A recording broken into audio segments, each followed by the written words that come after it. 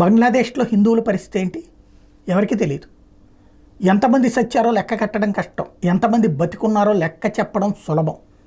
అలాగే ఎంతమంది మీద అత్యాచారాలు జరిగినాయో లెక్క చెప్పడం కష్టం, ఎంతమంది మీద అత్యాచారాలు జరగకుండా మత మార్పిళ్ళు చేసి పెళ్లి చేసుకున్నారో ఇప్పుడు తెలుసుకోవడం సులభం. అలాంటి పరిస్థితి అక్కడ బహిరంగ వేదికల మీదనే ఇప్పుడు పాకిస్తాన్ తరహాలు, పాకిస్తాన్లో కూడా లేనంత దుర్మార్గంగా బంగ్లాదేశ్లో జరుగుతుంది. ప్రతి చోట పెద్ద పెద్ద స్క్రీన్లు వేసి ఆ స్క్రీన్ల మీదన భారతదేశానికి వ్యతిరేకంగా పిక్చర్స్ తయారు చేసి ఎక్కడెక్కడో జరిగినటువంటి సంఘటనల్ని చూపించి అక్కడ రెచ్చగొడుతూ ఉన్నారు. అక్కడ ఉన్నటువంటి ముస్లింలు భారతదేశానికి వ్యతిరేకంగా తయారు చేస్తున్నారు, యుద్ధానికి సన్నద్ధం చేస్తున్నారు. మన దేశంలో చూస్తా కూర్చున్నాం, లేదా దాన్ని ఖండిస్తూ కూర్చుంటున్నాం. ప్రతి భారతీయుడు మేల్కొలకపోతే రేపు పొద్దున బంగ్లాదేశ్ పాకిస్తాన్ ఒక్కటై దేశం మీదకి యుద్ధానికి వస్తే ఇదే సందర్భంలో మన మధ్యలో ఉన్నటువంటి దేశద్రోహులు మన దేశాన్ని నాశనం చేయాలని